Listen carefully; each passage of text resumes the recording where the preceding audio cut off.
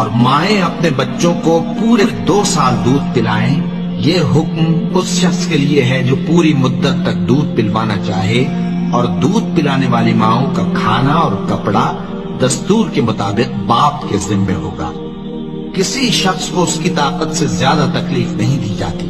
तो याद रखो कि न तो माँ को उसके बच्चे के सबब नुकसान पहुंचाया जाए और न बाप को उसकी औलाद की वजह से नुकसान पहुंचाया जाए।